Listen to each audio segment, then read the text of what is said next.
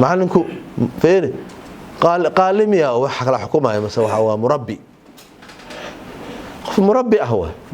والله waa arkay arinta ku xukunma ninba wuxuu leeyahay meel baan imid waxaan ku arkay macalinkeyga oday ah daa alla macalinkeyga waa kana waa anoo daa way arkay badal alla macalinkeyga yaraantii wax ii dhigi jiray wuxuu yiri kuma xasuustay xasuusi wuxuu yiri wax aad iloobi karin baa jira aan ku wax tuusinayo xasuusi yiri bal wuxuu yiri maalin ma ogid saacad la xaday ها maalintaas haye maalin saacad la xadi jiray waxaan ugu tiri ardada kulligii darbiga u jeesta indhahana isku qabta waa idin baarayay waana baartu yiri markaana baartay jeebkayga laga helay saacadii ana xaday anoo soo qarqaraya goorma lagu ceebeen doona ima aadan sheegin ima aadan ceebeyn qofkii lahaa waa si saacada ma xasuusta wuxuu yiri aniga laftayda marka idin baaraya indhaha isku hayay inaan arag baan rabay qofka aan kala ka soo saaray marka ma ku xasuusto adiga maalinka murabbi hada ardaydu wuxuu yiri jeesa indhaha isku qabta say soo arag midka laga soo bixiyay anna wuxuu yiri waxa idin baaray anoon indhaha baartay indhahayga faan waa tarbiya cajiiba waa dadkaas hadda waxa noqon doona arintaas ma iloobi doono qofkaas in macallin oo aan aqaano hadda dhintay aqaano wuxuu igu dhihi jiray marka aan meesha isla joogno arday markuu dhiban yimaado waa nooga naxariis badan lacag hadii taas bixinay maxaa dhacay waan iloobi laahay kulaha fasalka labaad nin macallin sidoo ii galay ii wanaajiyay tii abaalkeedan haya iskool aan joogno qof noo keenay wiilkan magaciisa ma aqaanay kulaha hal qoro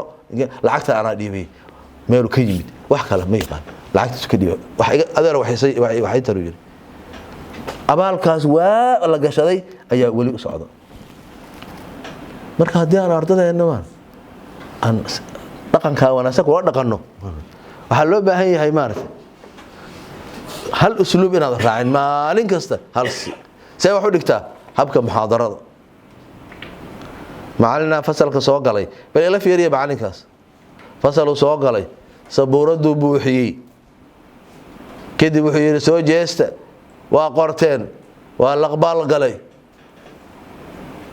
waxa laga yaabaa meelaha qaar kood in loo haysto dariiqada ugu fiican ee 10 lagu bixiyo anna ila ma aha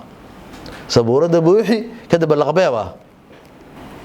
dariiqa ila xunwaani idinka arki doona dad fiicanta waa ka doodeenay laakiin waxa ka fiican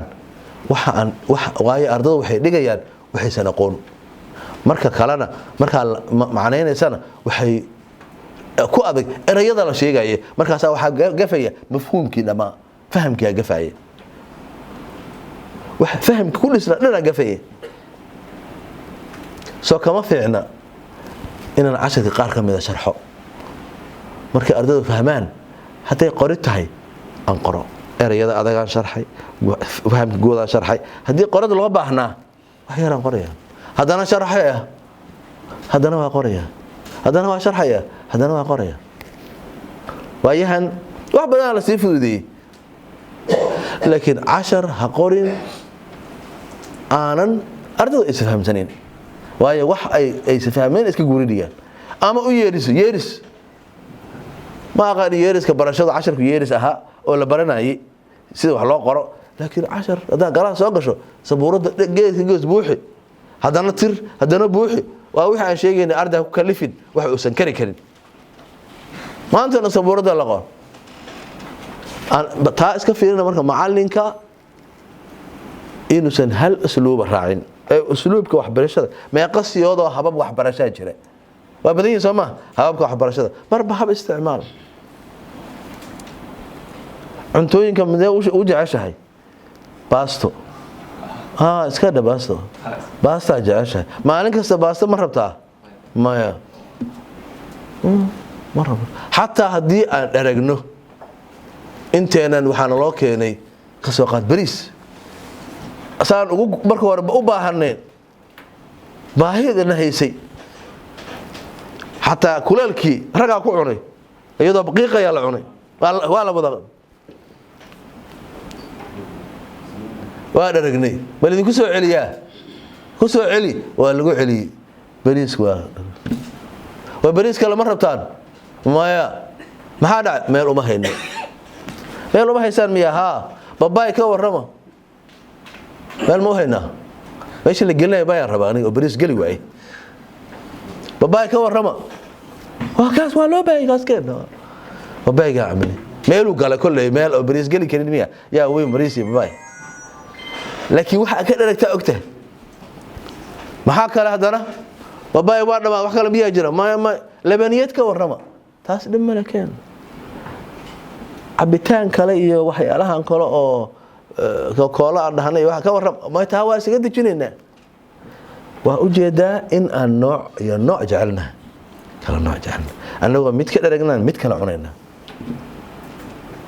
mararka qaar marka buugta akhrisanayno buugaad ku daalaysaa waa iska dhigaa mid kala soo qabsanaa xogaha refreshment kii waa ka duway mid kale xogaha sheekaysa ku jirto kii hore waxa waaye buug wuxuu ahaa culays aataarey oo maartay wax gaal mid kale ku naso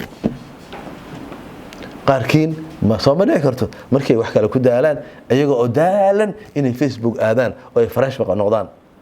refreshment Facebook aadaan qofku waa iska jecel yahay kala doon TV-ga aan fiirsanayno TV-ga marka la fiirsanayo hal shay ma taagna 7 second waxay ku leeyihiin waa in shay kasta isbedela si soo qofku u daalin 7 second kasta dhagdhag shay kale maanta dhan marka waa la socotaa wax cusub hadii hal shay cabaar u taagnaado waa daalina macallin hal meel taagan oo dhaqdhaqaaq lahayn iyo waxa aan la bedelin hal maalin ka sida leeyahay hatta ardada sida guryaha kale weey guriga asoo sidii sariirihiisa yaalaan ba inta la kala bedelo buu qurux noqonaya waa ka ageediya alaab laga soo kordhin laakiin waa la bedelay macallinka ha bedelo marka oo maalin kasta ardada ha u bedelo waxa kamid ah arrimaha galaaska dhibka u keena waxa kamid ah macallin aan jeclayn haye shaqadiisa ma jiraan yaan jeclayn gacantaaga bal iga raali hada gacantaaga waxaan macallimada jeclayn oo xoogaa qasab isaga joogo oo la soo qasbay ma hoosa u taagteen kor loo taagan ma hoosa loo taagay hoos ma u taaganta gacanta shaqadeena waa jecelna haddaanan jeclayn ma galneen qofka aan shaqadaas jeclayn inuu iska dhaafa uron waxa aad jeceshahay waa ku maman tahay waa ku dadaalaysaa ujeedo fog baa ka leedahay ujeedo yoomi ah ujeedo bileed bishaar dhamaaday waxa shaqadeeda ma ujeedo fog aan leh ummad baan tarbiyeynaya dad baan soo saaraya guriga ma dhisaayo dadaan dhisaya dad haddii la dhiso waxaan kale iga dhismaayo laakiin dadkeen buug la yiraahdo binaa'ul ajyaal sida jiilka loo dhiso oo aad uga hadla dadka in waxa muhiimadda ay tahay qofka in la dhiso shiinaha darbi wuxuu lahaa jiray weyn darbiga weynaa si uusan cadow u soo duulin sanad kastana cadow soo duuli jiray oo soo gali jiray maxaa dhacay albaabada darbiyadu ay leeyihiin oo laga ilaaliyo waardiyaasha jooga alaalush la siiyaa inta darbi dhisin qof dhis ma noqonayso qof aan dhisana annaga marka qofkii aan rabnaa inaan dhisno waxaan bedeli lahaa oo macallinka aan sheegayno kala noqon lahaa ardaygaas aan dhisayna mas'uuliyad waxa ka weyn marka meesha aan u soconaba ma aha mushaar yar oo la qaatay iyo wax yar oo maartay bishii la helay iyo waa ka nagala weyn tahay shaqadan waan jeclahay hadamana waa jeceshahay ilmaha oo korsataa meeda wax dhibaysa ilmaha oo korsataa waana jeceshahay aqasab nolosha laakiin macallin aan jeclayn waa la garan karaa oo meena ardaydiisuna waa fahmayaan shaqada inuusan jeclayn uu shaqada rabin wax kale waayay waa ku meel gaaraya marka waa shaqada waa jecelnahay waayo bini aadam oo la tarbiyeeyo waa la garan karaa ajarka ay leedahay iyo waxa ay tarayso qofkaas ugu leeyahay hatta inta adduunyada aan joogno wax badan aan ku helaynaa waxa keeni kara macallin xanaaq badan wax kasto la sheegaba wax yar hadii dhacdo geesuu la baxaya ya wax yar kasto ka xanaaqaya saaseen naanaysa u bixiyeen markuu sii jeestaa naanaysa la dhahaya markuu sii jeestaba waa la dhahayaa yaa idhahay yaa maanta dhan waa lagu jaraaxsan marka maalintaas oo xanaaqaya isna xisad ma jirto waa lagu kala baxay marka wax meel fare gaartoon faras gaarin ma xayro aad xalin karto meel far ay gaarto oo hadhow faras gaarin mishkil dagaalkaas keenay waxa dhigtay in la isdararaba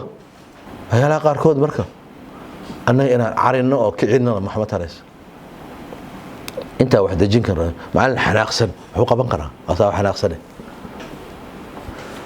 asbaabahaas oo dhan waxay ahaayeen waxyaalaha keeni kara doorka macallinka uu ku leeyahay maadadaadii ma ka adag tahay dariiqada aa u dhigaysa ma samaysan dariiqada aa u dhigaysa ma ku hagaagsan tahay habka aa u dhigaysa ma ku hagaagsan yahay macaamilka ardadaada see yahay ma ku kaliftaa waxaysan awoodi karin waxaa tahay qof neerfoosoo xanaaq badan mushkiladaha yimaada see u xallisaa usluubkee u raacdaa marka aa wax dhigayso hal usluub maa raacdaa maalin kasta